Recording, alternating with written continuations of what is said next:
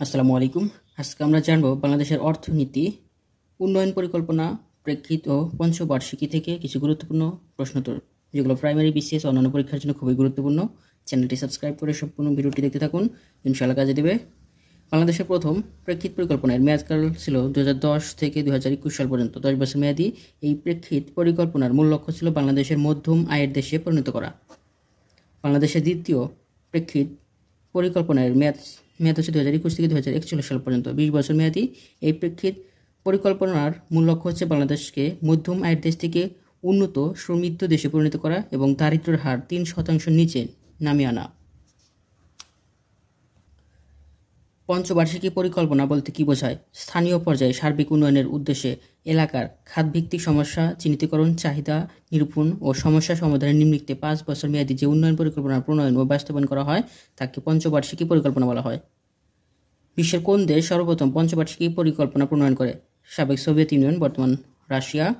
বাংলাদেশের কোন প্রতিষ্ঠানটি পঞ্চবার্ষিকী পরিকল্পনা প্রণয়ন করে থাকে? পরিকল্পনা কমিশন, পরিকল্পনা মন্ত্রণালয়।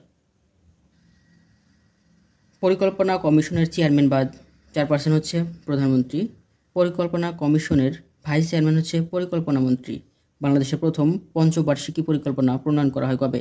1973 সালে প্রথম পঞ্চবার্ষিকী পরিকল্পনা প্রণয়ন করা হয়।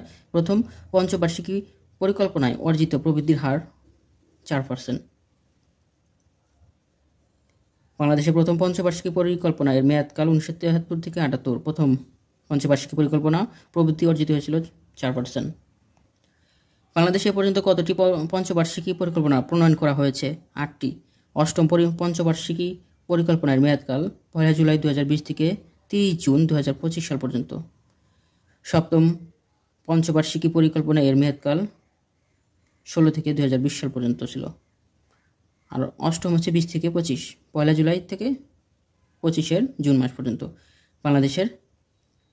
বাংলাদেশের অষ্টম পঞ্চবার্ষিকী পরিকল্পনা গ্রহণ করা হয় কোন অর্থ বছরে? 2021 অর্থ বছরে। অষ্টম পঞ্চবার্ষিকী পরিকল্পনা বাস্তবায়ন ব্যয় ধরা হয়েছে 64,95,980 কোটি টাকা। অষ্টম পঞ্চবার্ষিকী পরিকল্পনায় জিডিপি প্রবৃদ্ধির লক্ষ্যমাত্রা কত নির্ধারণ করা হয়? 8.51%। 8.51%। অষ্টম পঞ্চবার্ষিকী পরিকল্পনায় মুদ্রাস্ফীতির হার কত শতাংশ নামিয়ে আনার লক্ষ্যমাত্রা নির্ধারণ করা হয়েছে? 4.8%। অষ্টম পঞ্চবার্ষিকী পরিকল্পনা অনুযায়ী দারিদ্র্যের হার কত শতাংশ নামিয়ে আনার লক্ষ্যমাত্রা নির্ধারণ করা হয়েছে? 15.6%। অষ্টম পঞ্চবার্ষিকী পরিকল্পনা অনুযায়ী চরম